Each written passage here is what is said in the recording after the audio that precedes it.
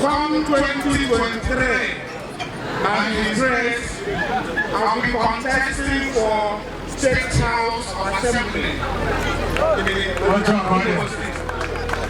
and I'm Obodoukwu as Obodoukwu project. I'm on other people at Tago, and I promise Obodoukwu that I will never fail you,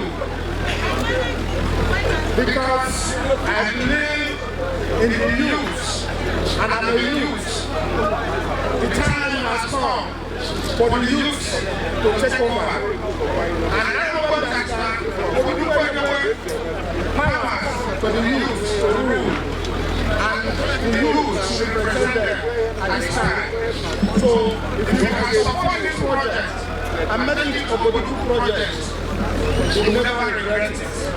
I know they pass my camera. Sorry, they watch. Obodoukwu. Don't do that. I know they parabulate. I know they watch. Pinch me where they work out.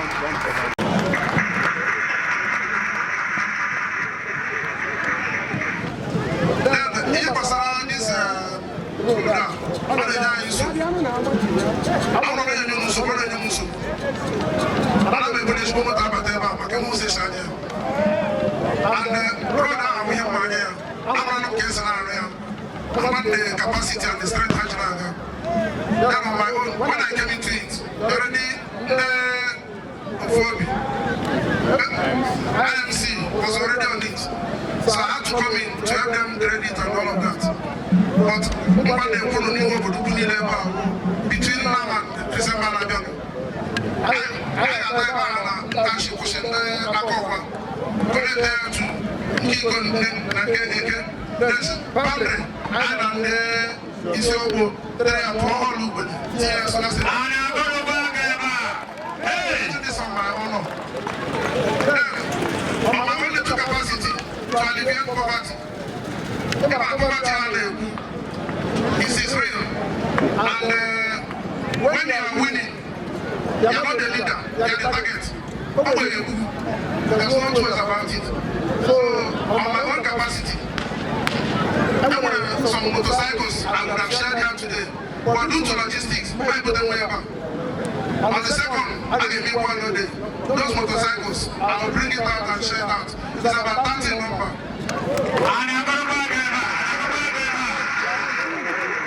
It's for all Obodoukwu indigenes.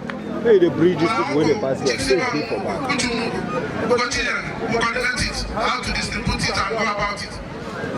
Then, in addition to that, there were some vehicles, this shuttle bus, all the 6 in number. I will share it that day.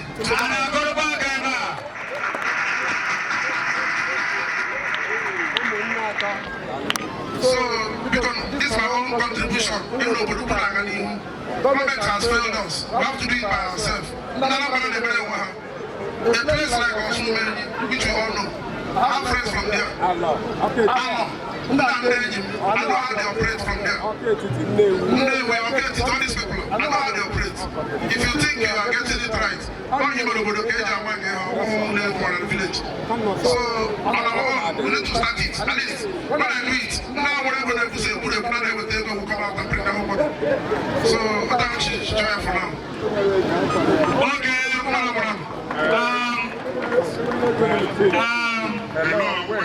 on behalf of the Interim Management Committee,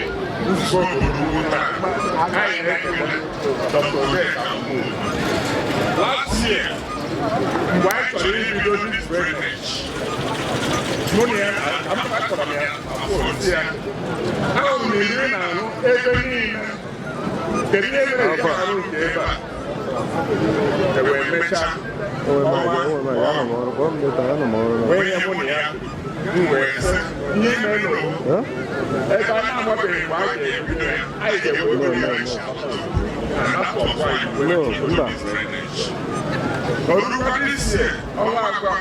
He is still on that walk.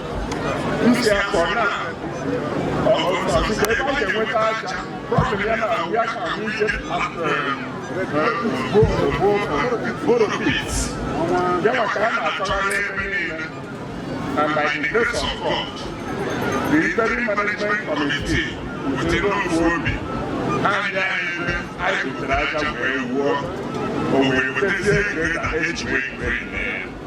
and get that now why not every year I know Obodoukwu will not continue. Okay, take that from Akwa to take the Siso to take the way yes. And we thank you. We thank all the people who live in Obodoukwu. May God bless you. May God bless you. May God bless you.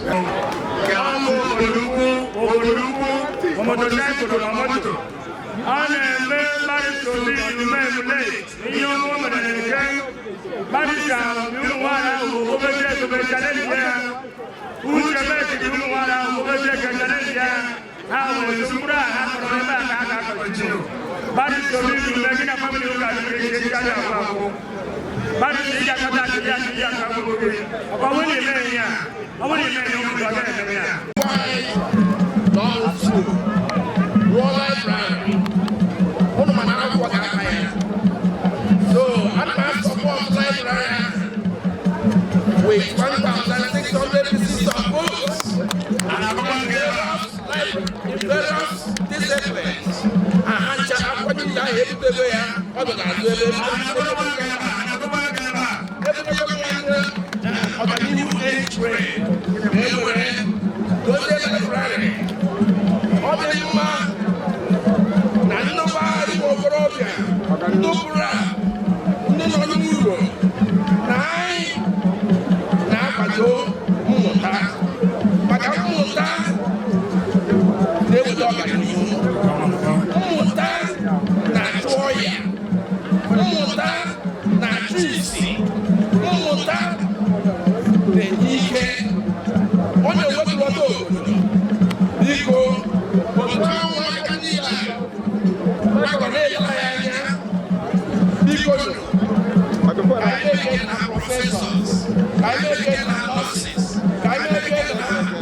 Doctors,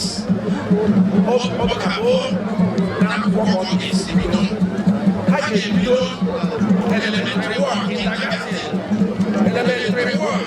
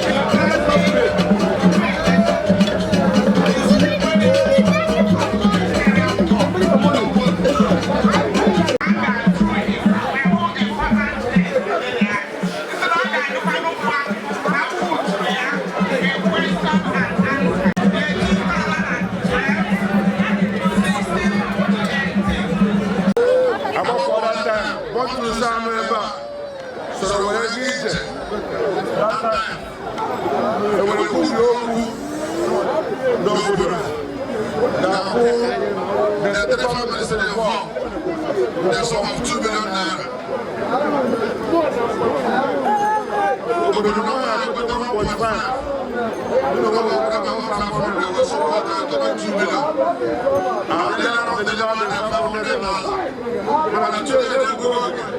I'm also handing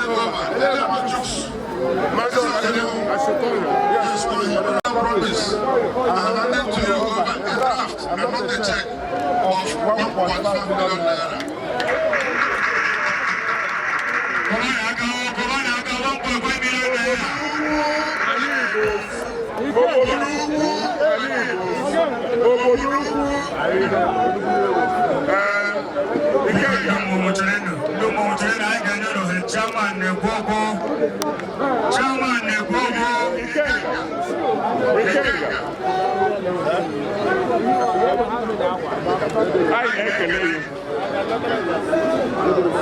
Last year,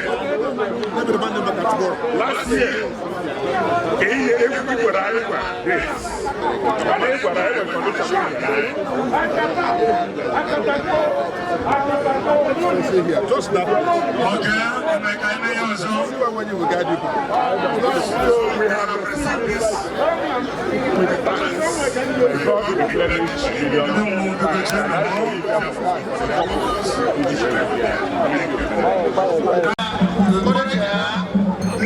the right, and I will take a copy of my guy's copy. I will take a copy to study and make my comments. Because in Spanish, we go through critics. We get a copy, we make some corrections so that the next edition will be better. So I can put a sum of 20,000 naira. And I'm back about because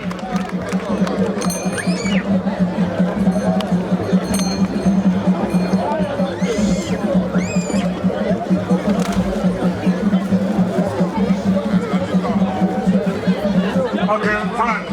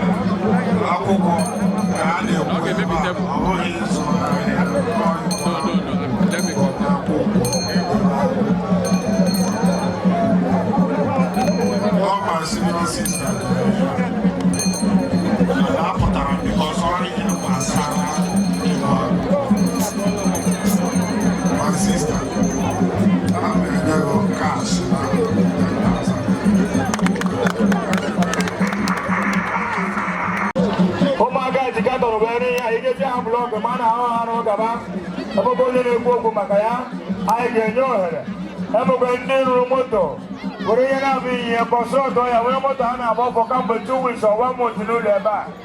Obodoukwu school.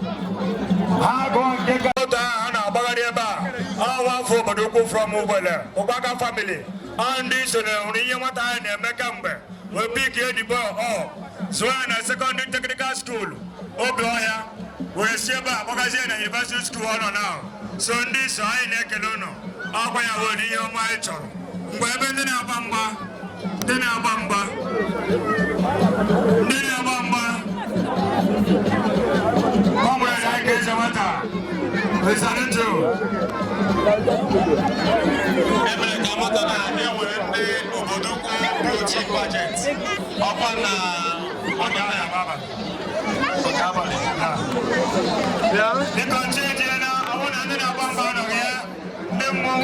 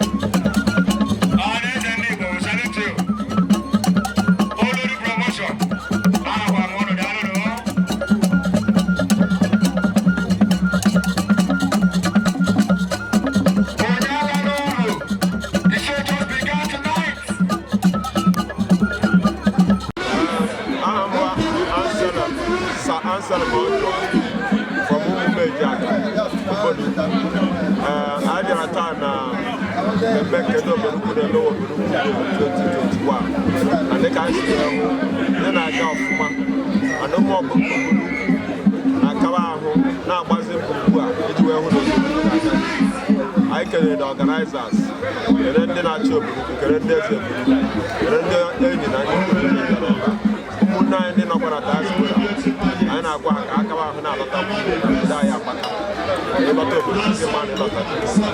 so thank you, David.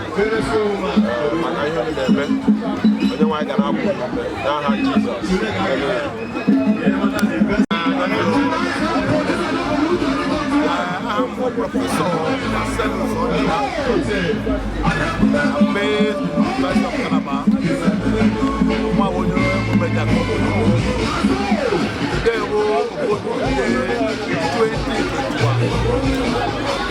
I'm very happy, and I'm telling you, it's getting better. Every year it's getting better with the plethora of goodies from to Onyeka, to Onyeka, to Uchemet, these are young men who have come out to help.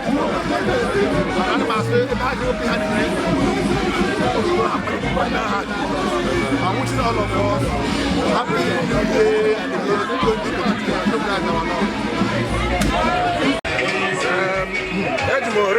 For a successful Obodoukwu Day 2021. Njikọta obodo Ugwu Amaka. My members of IMC, Obodoukwu niile, the planning committee of Obodoukwu Day 2021. We thank everybody, asking God to bless us, keep us alive.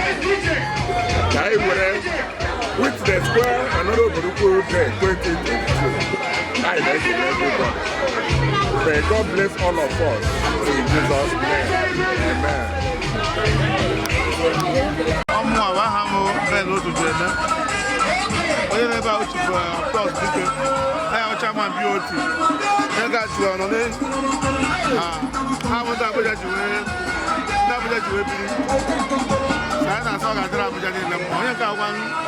Obuka, Big London, I go Big London. Yes.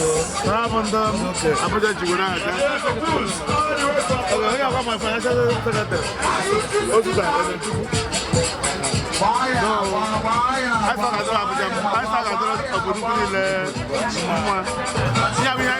every year.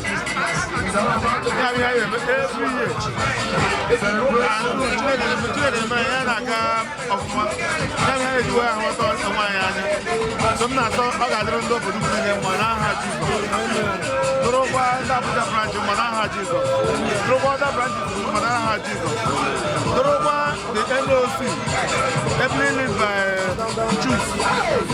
Now the chairman of this committee will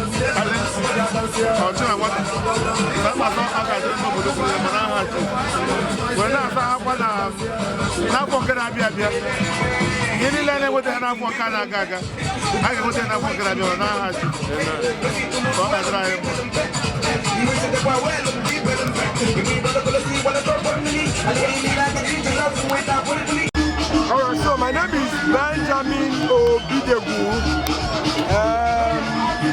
I'm the immediate past president of the Obodoukwu clan. I'm making Obodoukwu for Obodoukwu Day 2021. I'm also very excited that the Obodoukwu Day that we give big life to is being sustained. It's not easy to put such event together. So Anamekele, Kali, Nadika, the organizing committee, and members of the interim committee for this year's Obodoukwu Day celebration. Like I said, it's not easy to put such event together. So whatever shortcomings people may have seen and all that, please start to bear with them. It's not easy. And I pray that this celebration will continue to be organized and take it to higher heights than we did. Oh, here's the Obodoukwu, and Obodoukwu has put Obodoukwu in the world map while we are in the office. So it's good and sustained and energized, so that Obodoukwu will continue to be a world map and known and encouraged. So new Obodoukwu Kelena Mojo, as long as there are after 2022, I'm not going to tell you how to talk here. And I can't Jesus Christ, amen. I have Benjamin Obodoukwu, the past president. God bless you. You come, they shout to the money, you know what for. Back on my love, you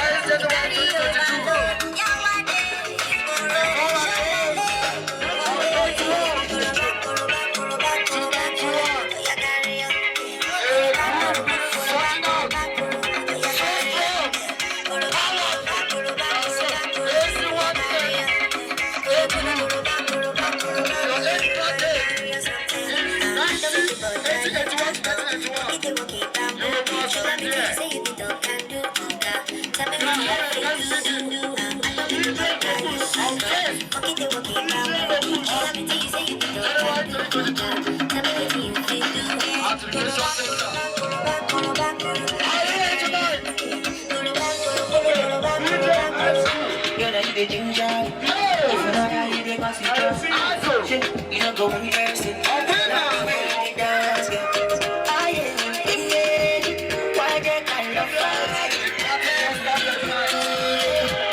Let's hop in on the Sarah. Just relax. Why are you dancing shoes tonight? Bass DJ. We have the bass DJ. On the level page.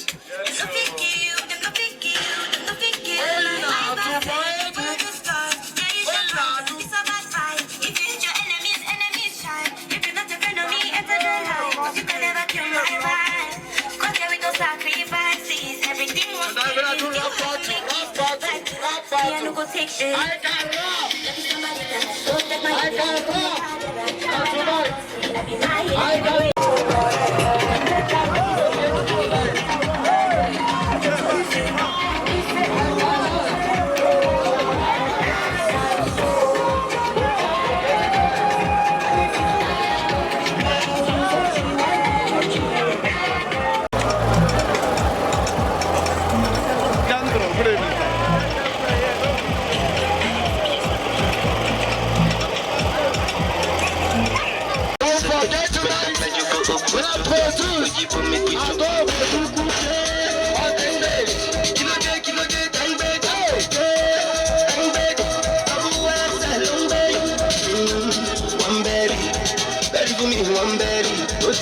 You meet in Mary, but you can't make you like Berry.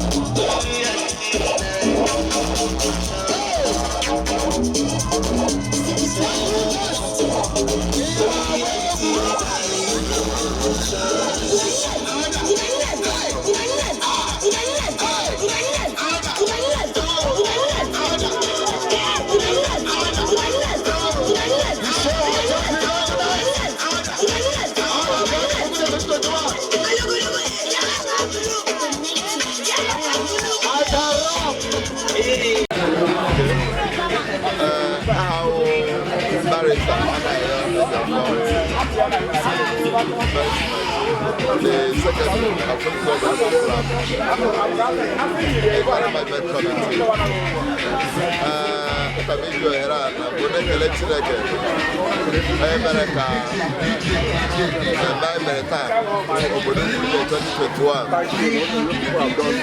2021.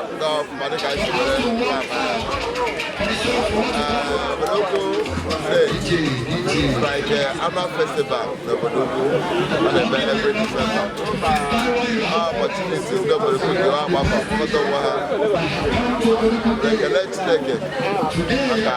the from January to December.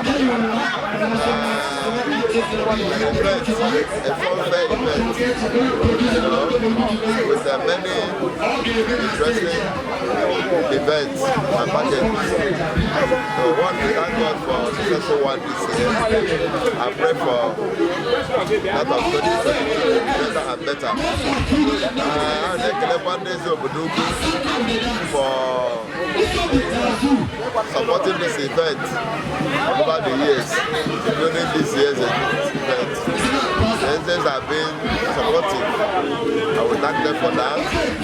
And thank the Obodoukwu clan branches for their participation, their support. I'm making this event successful one. Derived from far and near. Our popular from our very members for this event. And that's why I'm going to try to do the best way better. Then the organizers of this year's event led by the committee led by Obodoukwu Nadika for planning this event and executing the plan. So God bless them all. And then from the visitors, the guests from far and near, our friends, soldiers and loved ones. So Obodoukwu teaching, but they know what to do. They witness this event. And I said, I take the first soldier. And I take the first soldier. For the coming years, I'm looking out to a greater and better Obodoukwu Day festival. Rwanda unite Obodoukwu. They were to grow at least in a progress totally. And I actually cannot try and thank you so much. Good evening.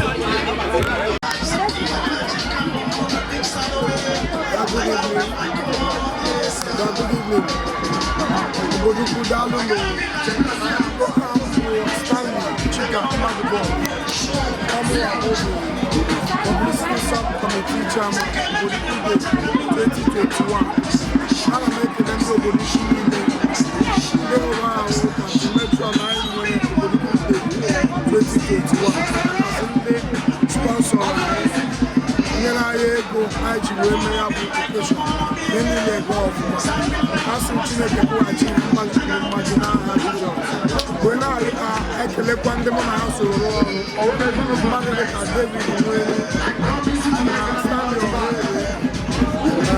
general actually that make our subcommittee publicity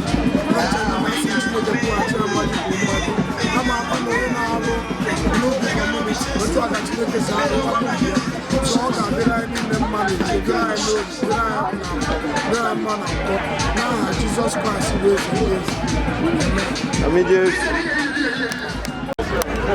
my name is I was told one after the other. One of the finance committee chairman of Obodoukwu 2021. I want to use this opportunity to thank God Almighty for making Obodoukwu 2021 a success. In fact, God these are my brothers, so and actually our organizing chairman of 2021 Obodoukwu Day in the person of Ambassador Comrade Kadi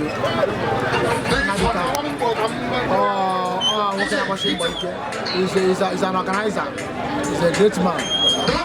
The secretary of the committee, the person of Mishoniaka Nabu, and other committee, subcommittee chairman that have out their resources and their time to make this education in the glory of God. Make a wonder Obodoukwu. Maybe I became even na 2021 Obodoukwu Day success. to the glory of God. I'm very, very happy. Make it a woman in Kena committee. After I'm not in the one, but half an hour, be a success. To God be the glory. 2021, Obodoukwu Day is a special event. And we did magnificent success. The glory of God. Thank you very much. I remember my humble self. I'm from opportunities. Chairman CEO, Ocean Never International Limited, and the Finance Subcommittee Chairman, Obodoukwu Day 2021. Thank you very much, and God bless you. Thank you. My name is Comrade Ambassador Alexis Manika, Ochina Wata, the Chairman, Organizing Committee for 2021, Obodoukwu Day. And by the grace of God, the Chairman of the Obodoukwu Plan for that. Today is a great day, a day of joy. In the first place, I want to thank God for giving us life, right from January to December. And we are here today celebrating. You can see the mobile crowd that came to create this occasion. I want to thank God for everything possible. Having said that, I want to use this opportunity to thank the President or the Chairman of the Management Committee, Chief Sir Dr. Masuti Yono, and the Executive, yes, Council of Chiefs, all the head grace in Obodoukwu and in the Obodoukwu for giving me this opportunity and my dear committee members to serve as the organizing committee for the 2021 Obodoukwu Day celebration. I want to thank them for this opportunity. I want also, in a special way, thank our sponsors, the sponsors of this year's occasion. It is unprecedented in the history of Obodoukwu Day celebration. They have done marvelously well. I don't know how to express my joy and appreciation to them. I can only say, may the Almighty God, the water of all good things, continue to bless them, continue to reward them for what they have done for Obodoukwu people. I could also borrow them Christmas. And nobody knows that. Christmas. And so here there's new glory Jesus.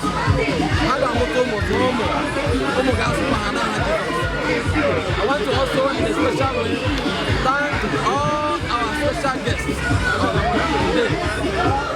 Today we commissioned studies activity with the commissioning of 2 primary school blocks built by High Chief Ogonia, Obodoukwu, Barrister Obi Ome, and Chief Uche Maika Ogonaya. It was marvelous.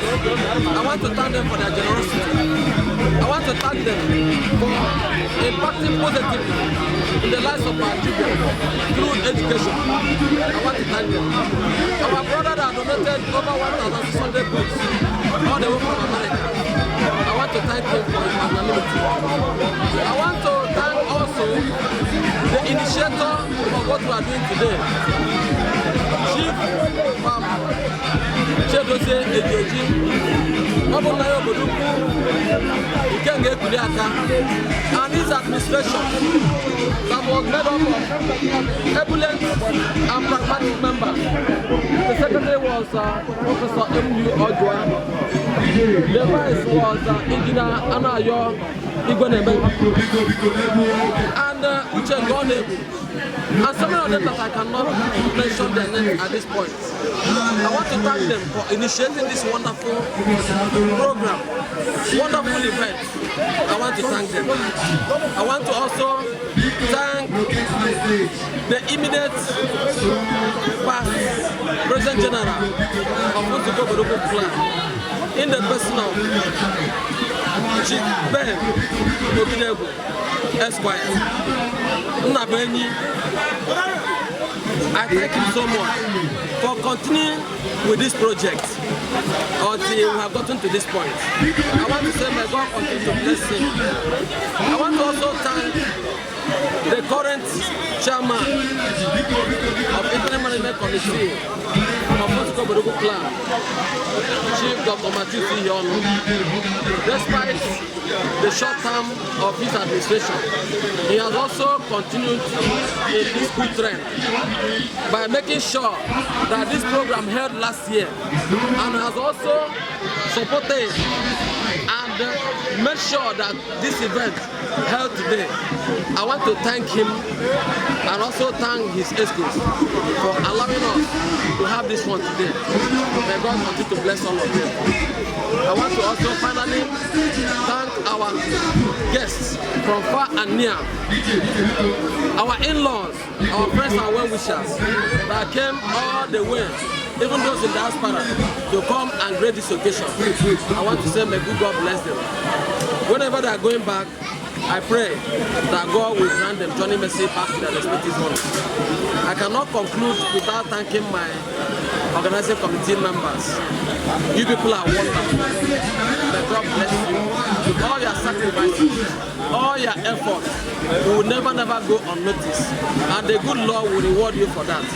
I thank you so much and may God bless you. The publicity committee, I thank you. The media people, I thank you. The DJ, Okus Baba, the MC Okroha and all the rest of them. And the people from Omega FM, Chukwu and his crew.